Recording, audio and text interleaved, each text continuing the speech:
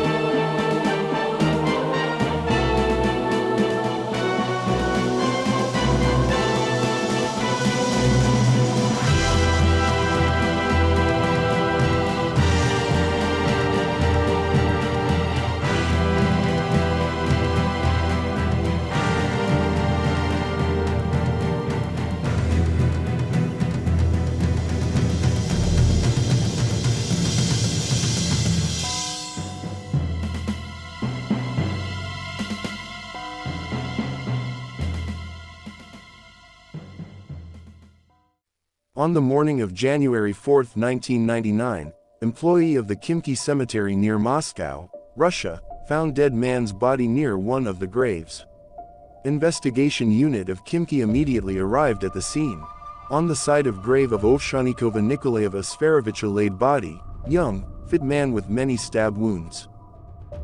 There were evidence of struggle around the corpse, crushed flowers and broken twigs.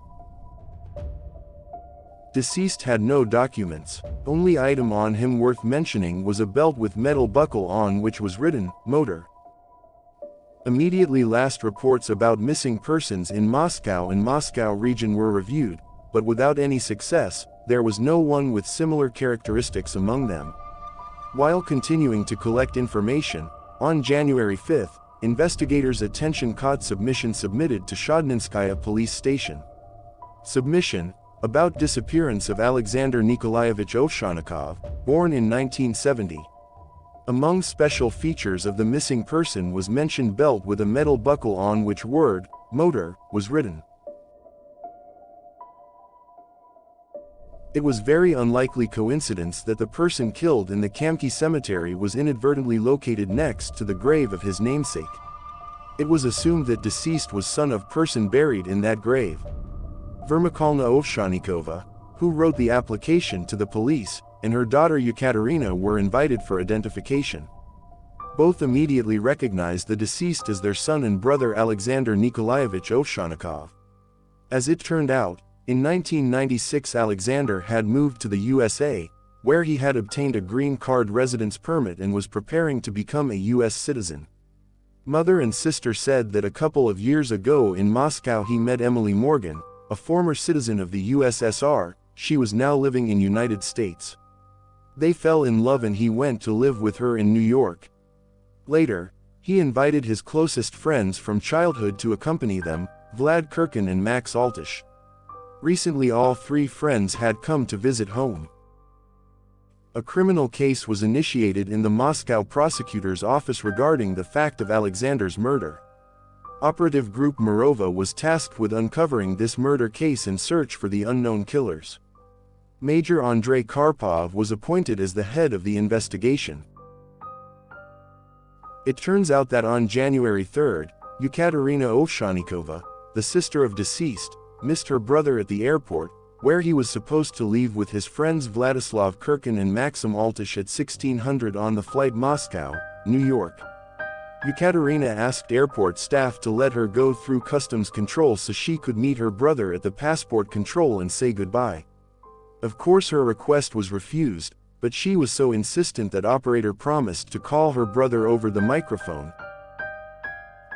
No one responded to the announcement. This startled airport employees themselves, who checked all the passengers on the plane, but of course Alexander was not there either. Returning home, Ekaterina learned from her mother that Kirkin and Altish visited them at 12 o'clock. They said a friendly goodbye, drank champagne, caught a taxi and left. It was said to have been around 12:30. When mother asked why they were leaving so early, "It is only a 30-minute drive to the airport." Max said that they will go and have some beer. After interviewing grieving Ovsyannikovs, investigators asked them to keep in touch and report any information. First came in the next morning, Emily Morgan, Alexander's wife, called from America. She asked hysterically, "Where is her husband?" Ekaterina revealed the terrible truth, which she immediately regretted. The unfortunate woman on the other end of the phone became hysteric. At the same time, parents of Kirkin and Altish went to police station with photographs of their sons and reported their disappearance. The next day there was another call from the USA. A woman reported in very bad Russian that Emily was in hospital, but the doctors would do everything so that she could make it to Alexander's funeral in Moscow. First, it was decided to find a taxi driver who was taking friends to the airport. For now, he was the only witness. The investigators called relatives who accompanied friends and asked them to describe the taxi and taxi driver in detail. It turned out that the car was an ordinary taxi, but its driver was an old man, about 60 years old, who limped a little. No one remembered how he was dressed. Traffic police was involved in the search for the taxi driver. Investigators contacted all taxi fleets in Moscow. 3 hours and 10 minutes had passed from the moment friends left house till boarding announcement. Consequently, Kirkin and Altish could not have been far away from the scene of murder during this time, but why did they break up anyway? After almost an hour of reviewing all criminal events in the city and its districts, monitoring all morgues, investigators still did not find anything of interest. There were no men with Kirkin's and Altish's features. Pictures with images of the two missing persons were sent out to all stations, but to no avail. After a couple of days, something caught attention of investigators. On January 4th, on the outskirts of Dolgoprudny, a shack that was intended as a temporary living quarters for employees of construction site was burned down. 2 bodies were found there. These bodies could not be identified. Investigators contacted police officers who were participating in inspection of crime scene and obtained a video recording, but this was of little help. The only thing that was clear was that bodies were so badly burned that it would be practically impossible to recognize them. All that was left of the corpses was metal wire with which their hands were tied behind their backs. Morgue workers later reported that there were some other unburned items, metal belt buckles with the words, "motor," on them, exactly the same as Alexander's. So Kirkin and Altish were most likely killed. Friends bought same belts in USA, as proof of their friendship and trust in each other. They were very proud of them, wore them all the time and showed to everyone like small children. While pathological anatomists were looking for the cause of death of burned bodies, investigators managed to find taxi driver.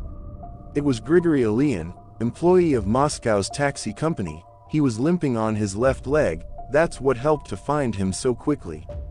He remembered that trip very well because he unexpectedly earned good money. He was promised 200 rubles for taking friends to the airport, but midway route was changed to cemetery, where Alexander wanted to visit his father's grave. Once there, guys paid him promised 200 rubles and let taxi driver go. To be sure, investigators checked Grigory's personal data. They suspected taxi driver saw them as wealthy customers and decided to rob them, but reviews about him were the best. Employee of cemetery who was on duty at equipment shed confirmed that loud trio of friends got out of the taxi and it immediately left. He could not remember trio coming back. What happened in the cemetery? As the first version was considered, an attack with the aim of robbery. Someone wanted to extort money from Americans, but when they did not get it, they all were killed. As the second version, they were killed due to something they got involved in United States. It was not excluded that the trio came into the sight of Russian mafia there, who decided to settle accounts with them in Russia. And third version, it is some kind of revenge for ancient sins here in Russia. But in all these versions there was no answer to one question: why were Alexander and his friends killed in completely different places? The results of Alexander's autopsy came from the laboratory. His death occurred on January 3, 1999, between 1300 to 1500 as a result of suffocation. In addition, there were 7 unusually wide cuts on his body. Judging by everything, physically strong Alexander resisted. The fact that Alexander was killed at his father's grave did not give peace to the investigators. Maybe this is where the answer to the secret lies. Maybe the other members of the Ovsyannikov family are also facing the same fate. Or is it all just a coincidence and the graveyard was simply the best place for this murder? But who could do it? Investigator Karpov began to study biographies of the dead. It turned out that all 3 were friends from early childhood, studied in the same class. They all were school bullies, and all 3 of them wanted to become racing drivers. On their graduation class trio decided to rob a store so they could buy a motorcycle, one for all of them. Once caught, friends assured that punishment for theft in group will be much worse, so Alexander took all the responsibility on himself, although everyone knew that he was not the leader of the group. Alexander was sent to a correctional colony for 2 years, while Vlad and Max were soon drafted into army.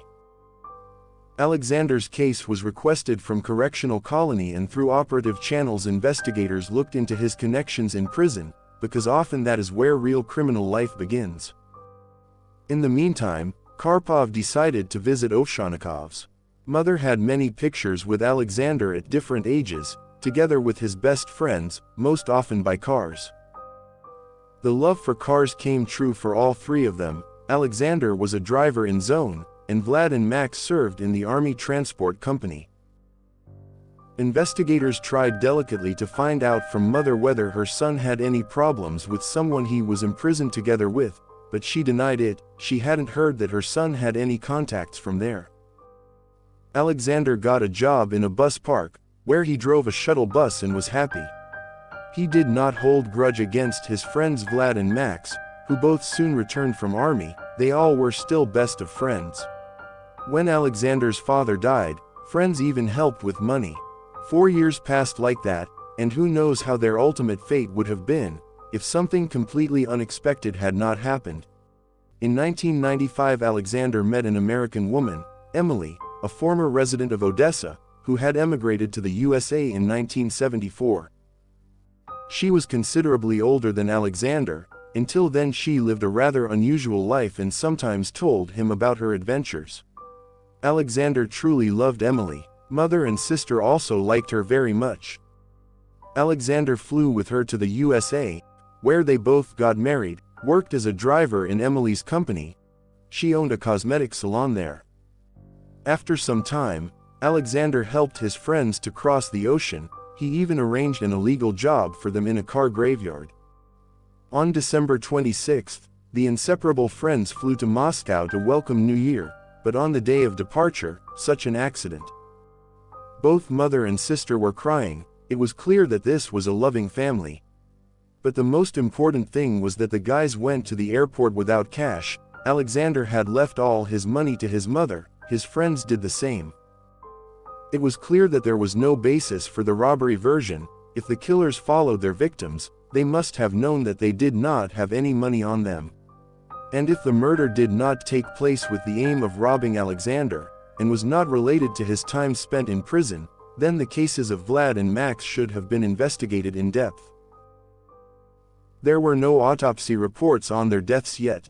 Karpov sent a request to Military Transport Company where both served. There was still one last and the most difficult lead to develop: the conflict in the USA. In this version there was no progress at all. All hopes were placed on Emily, who flew to attend her husband's funeral. A call came from Alexander's sister Ekaterina that Emily was coming to Moscow the next day, so Alexander's funeral would also take place that same day.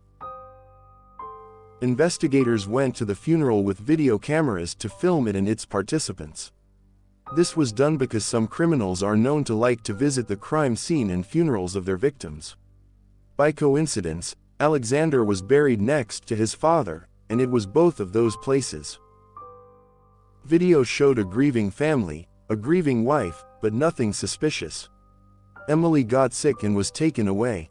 This worried investigators more and more, because it was known that Emily had come only for a couple of days, because it is not customary in America to leave a business unattended for a long time, even due to such tragic events.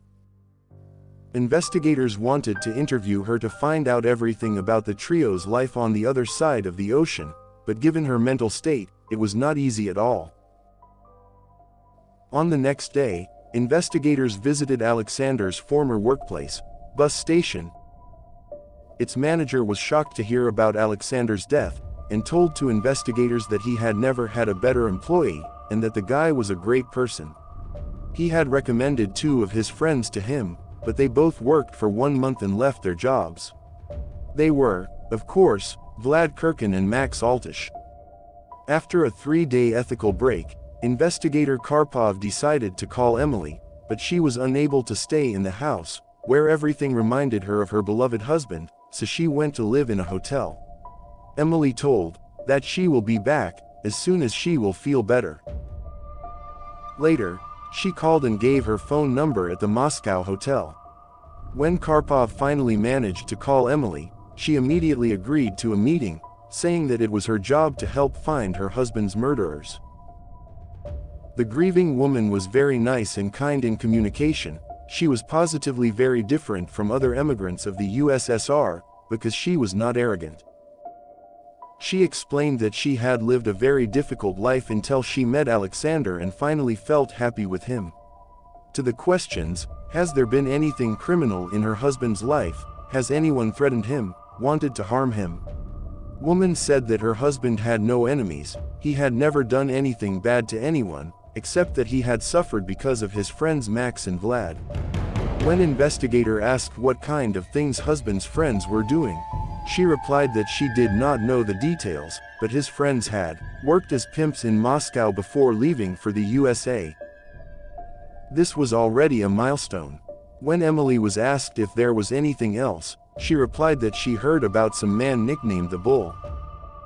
It was very possible that Vlad and Max had serious problems while doing this risky business, and now Bull decided to deal with rich Americans.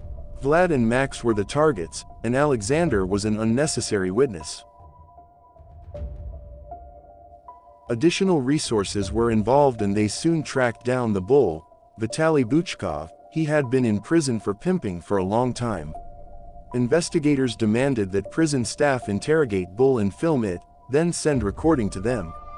In videotape, Bull told in detail about his, Max's and Vlad's actions. They allegedly managed and guarded prostitutes, extorted money from customers if needed. But then problems arose with the 2 friends. They crashed their work car, Mercedes, and did not want to pay for repairs, so both of them were fired. Later, he found out that the 2 friends robbed customers whose addresses they knew and then disappeared. It was clear that Alexander's friends were criminals. When asked if they could have been killed for these actions, Bull replied, "No way, money would have been beaten out of them, but no murder." His group had a strict code. It looked like Bull was telling the truth. This information made Karpov and his investigators reconsider all versions of the crime. The autopsies of Vlad and Max were finally ready. It was found that both had such a large amount of alcohol in their blood that they were completely powerless at the time of their death. They had died on January 2, 1999 between 2000 and 2400 as a result of suffocation. Investigator Karpov did not believe the expertise, since on January 3 they were seen leaving for the airport safe and sound. According to results of examination, both bodies were burned on January 3 at approximately 1400. But who put those belts on the bodies of Vlad and Max? It was most likely the killer of all three friends. Investigator Karpov grabbed photos of all three dead and hurries to airport from where trio was supposed to depart. He was lucky. On this day, flight to New York was served by the same crew as flight on December 26, when friends flew to celebrate the new year. Flight attendant, who worked in an economy class, recognized all three from the photographs, because all three drank a lot of alcohol, made noise and even tried to flirt with her. But the most incredible thing was something else. She also worked on January 3rd, when guys had a flight back to USA. But only Vlad Kirkin and Max Altish flew on that flight. This time both of them behaved strangely, refused everything flight attendant offered, did not drink alcohol and went very often to smoke. It turns out that Vlad and Max were not only safe and sound, not only had they staged their death, but also killed their friend Alexander Ovsyannikov.